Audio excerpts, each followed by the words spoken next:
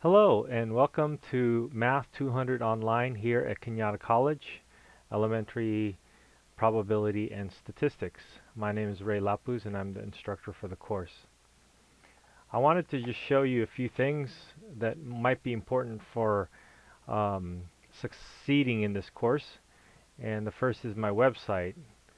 Once you get past my website and you're enrolled in Canvas, I think you'll not need this anymore, but this is a good jumping off to get to our course.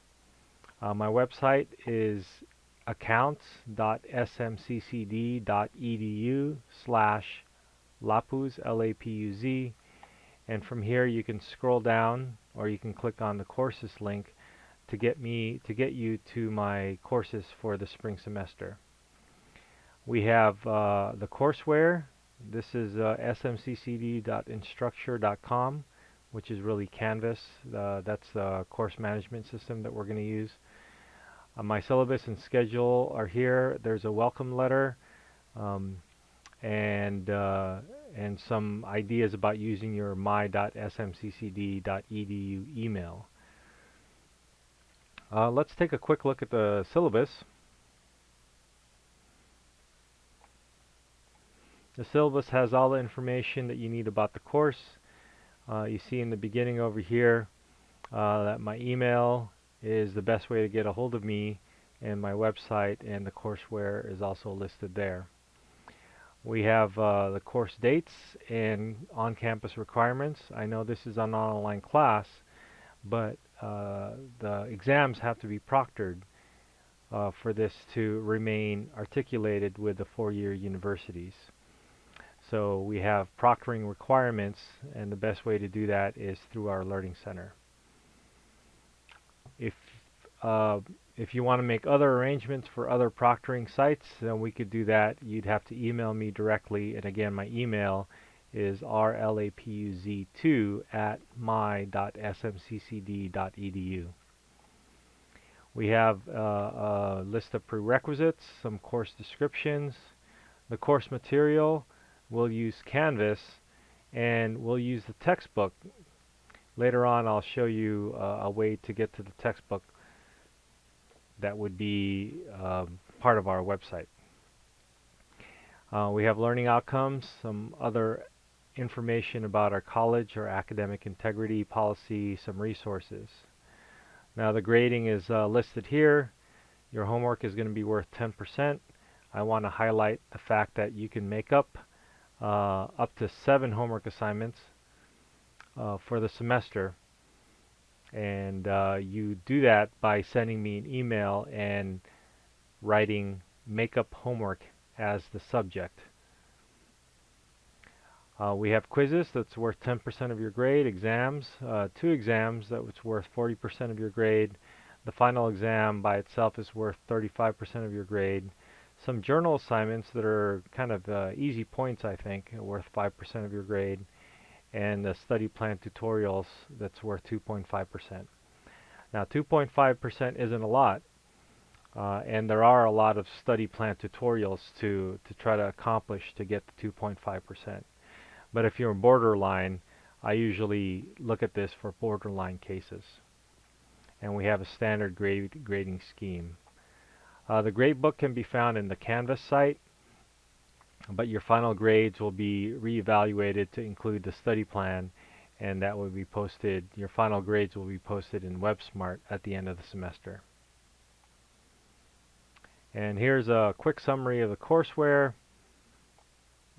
This is what we're going to talk about today in our orientation, and we have some dates for you to remember, some dates that are regarding the exam, and some other dates that are for our college. Speaking of dates, you can take a look at the schedule, download it, put it on your binder, hang it in your wall, but this is the set of all the due dates for the semester. So it would be a handy thing to have available for yourself.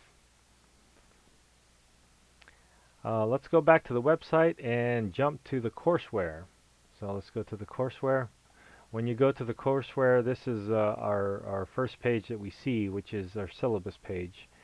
And this is essentially what I've gone over already, but summarized it a little bit. And we have a calendar on the right, and then if you scroll down a little bit more, we'll see a bunch of assignments in summary. So this was not exactly included in your syllabus, but this is a good thing to look at as well.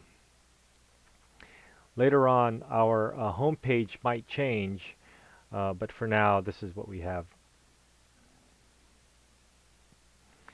The next link to look at are the announcements. Right now, there are no announcements to show, but later on in the semester, I will be sending weekly announcements, and you should also be getting these announcements in the mails.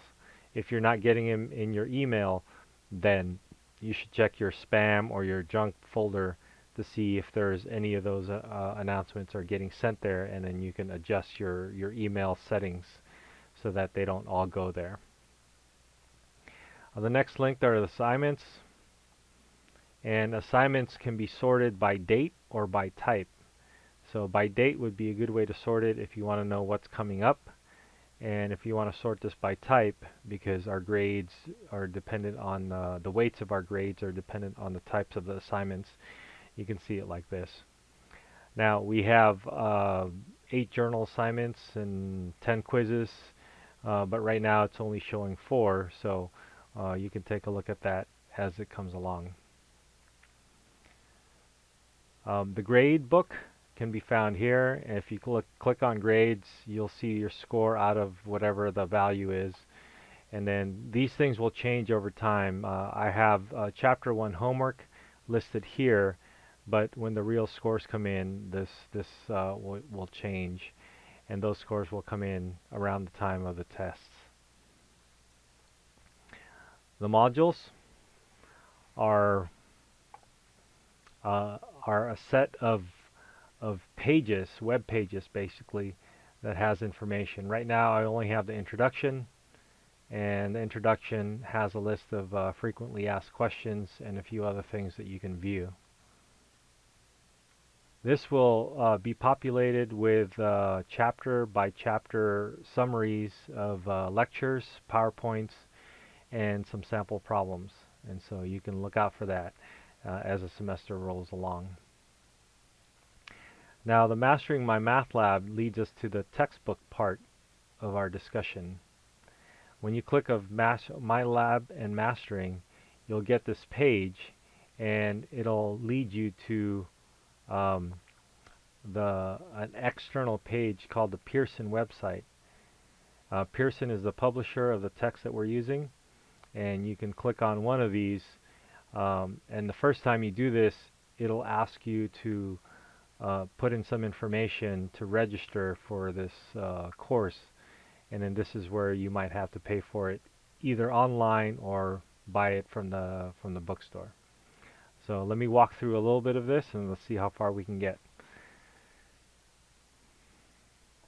So when you click on it the very first time, you'll get led into some license that you would accept,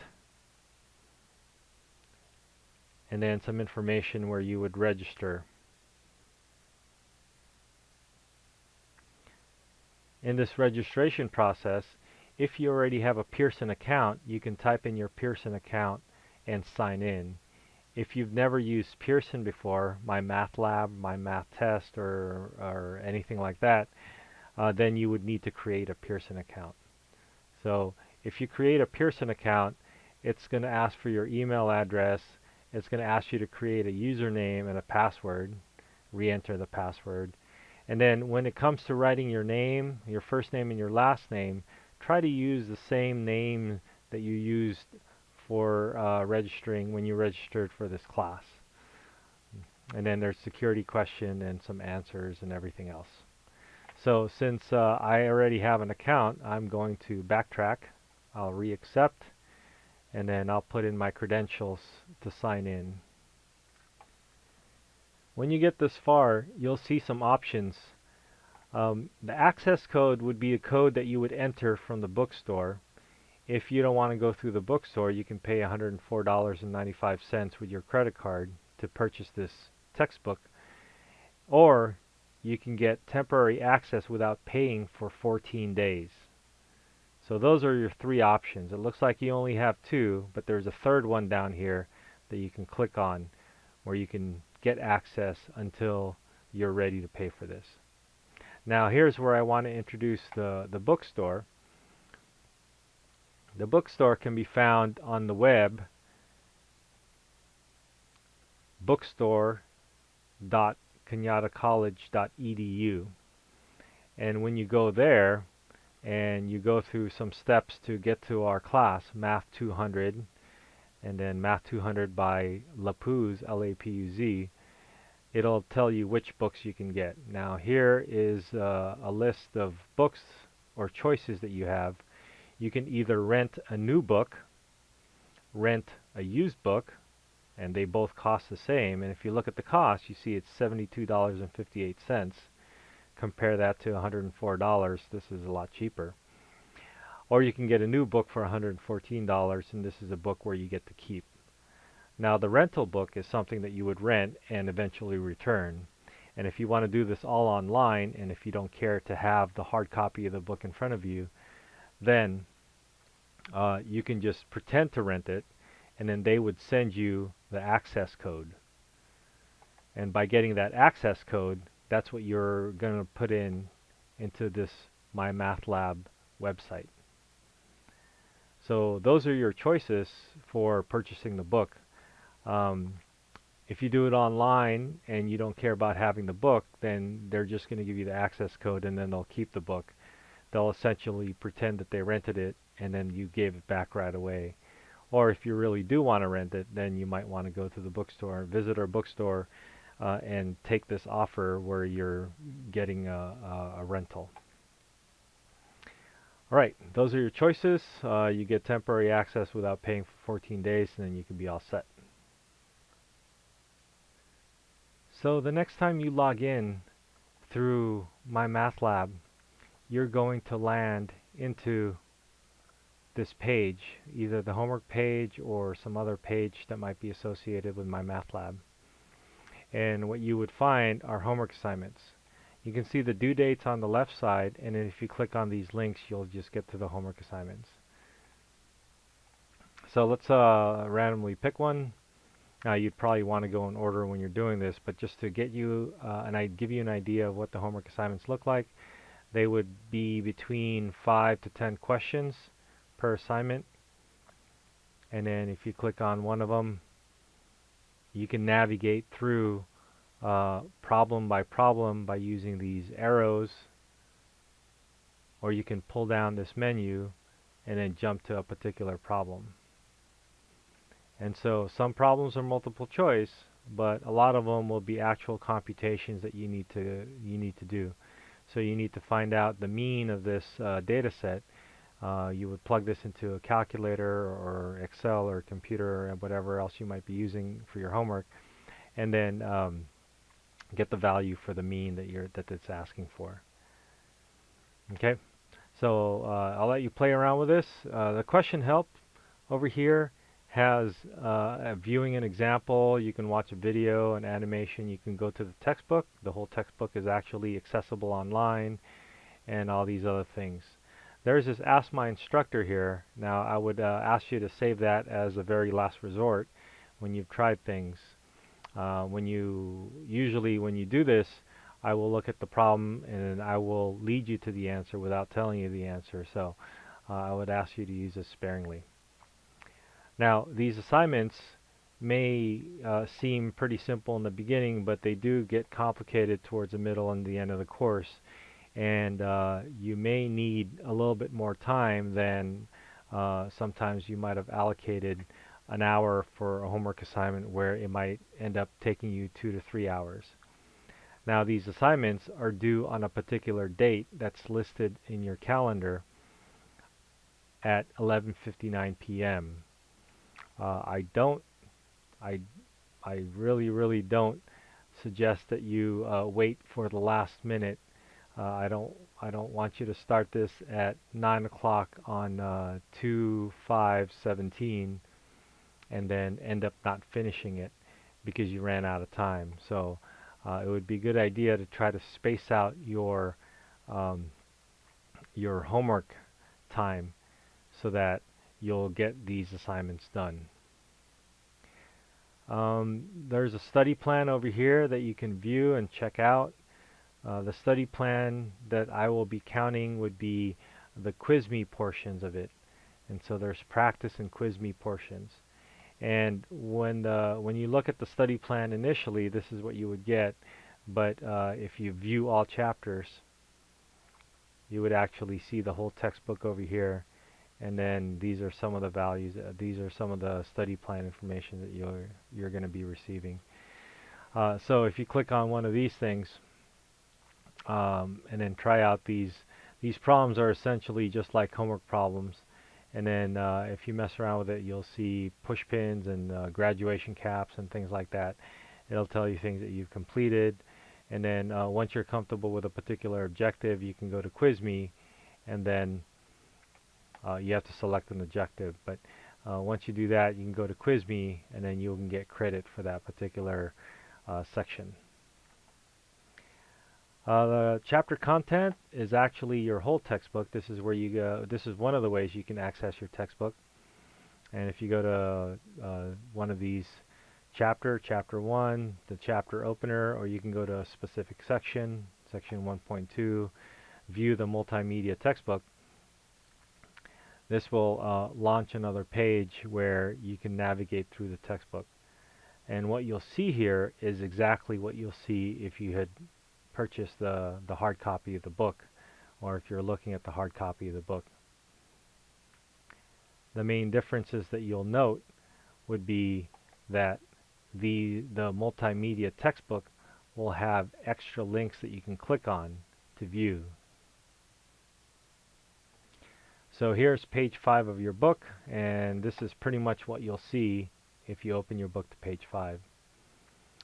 They do have links over here, like I mentioned, so you can click on these links and view some pop-up animations and things. The insight we hope to gain from examining data is rarely only about the numbers at hand. We usually hope to understand something about the world at large. Okay, we'll stop that, and then you'll see this is one of the different types of multimedia that they're offering you through the textbook and through another thing that we'll see. You also see these video icons, and these are actual videos of people talking and explaining some problems.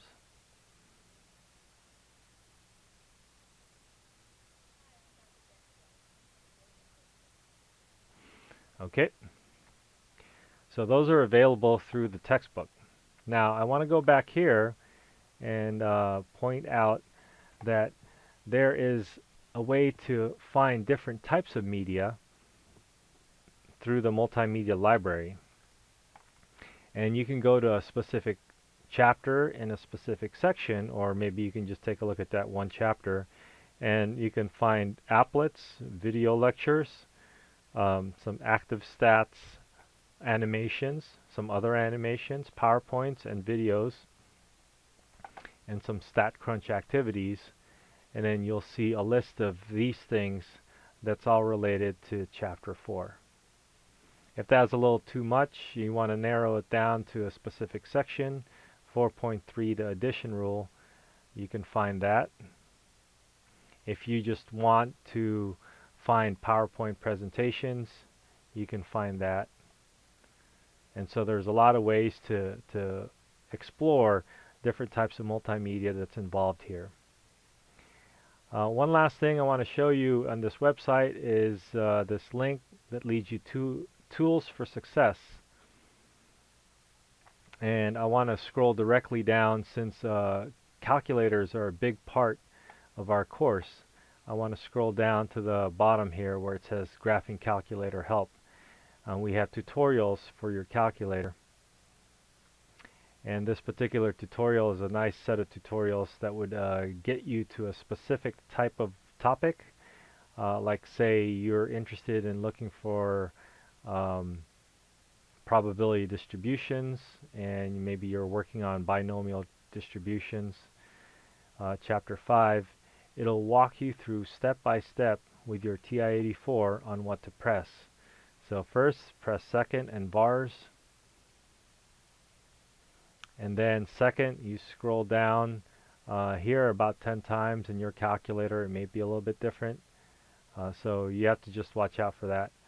So after scrolling 10 times, we get to Binome PDF. You'll click enter, and then you type in the rest of the stuff. So it leads you, it walks you through all this step-by-step information for your calculator. If you want, you can also view some other pieces of information here, some other video tutorials. So if you want to see somebody actually doing the work for you, then you can view that as well. Okay, so this is our homework part of our course. And let's go back to the assignments to view the other assignments. We'll close the homework part because that would just lead you to my math lab. The journal assignments come in two flavors. One of them is an essay write-up that you would send to me directly, and one of them, another type, would be a discussion board post. So the first assignment is a math autobiography. If you click on this assignment, this is due on 1/7. It says write about your background, so you would write an essay about half a page to 2 pages long, and then you would type it up and submit it as a doc or PDF or a text file. And when you click on submit assignment here, you'll type up your paper, you'll save it on your computer, and then you'll browse and submit here. You can enter any comments that you might want to enter. The discussion board assignments would just lead you to a discussion board where it would have a prompt, and then you would reply with your response. So this first one is a courseware analysis, and this is due on February 10th, and so that's a little while, and this is hopefully a little while after you've gotten used to our different coursewares that we're using. So back to our assignments page, I'll close the journals and take a look at quizzes. So quizzes are going to be the same after you do the first one. You'll get a feel for how the quizzes will work. So let's click on it. And then the quizzes look like this, where you would have a doc file or a PDF file that you would download. If you want to do this on a computer, you download the doc file and then you type in your response. If you want to handwrite this, you would download the PDF file, print it out, and then handwrite it. You can type in your answers, or you can do your answers in a hard copy, and then you can either take a picture of your answer, of your actual quiz, and then send me the JPEG, or you can submit your doc file. Actually, you might have to change your doc file into a PDF file so you can submit it. So the only other things that we have here are the exams, the 2 exams and the final exam, and right now they're blank because they're just going to be placeholders for the actual handwritten exam that you're going to be taking, and then I would manually enter in the scores for this. Okay, so I think that's about it. The only thing I'd like for you to do once you've gotten comfortable with this is go to the discussion board over here, and one of our first discussion boards here, our first discussion board is a welcome discussion board. If you click on that, you'll see that this is a page where you would, if you can, please introduce yourself, state your name and your major, why you're taking statistics, and your experience in online courses. I would also suggest that you possibly, go to your account settings and then post a picture of yourself. I will be asking for a picture also, and I'll be using these pictures for our proctoring services. Okay, I think that's about it. If you have any questions about the course, you might want to go to modules, and take a look at the intro home and see if any of those questions might be answered by the frequently asked questions. Aside from that, welcome to the course, and I'll see you online.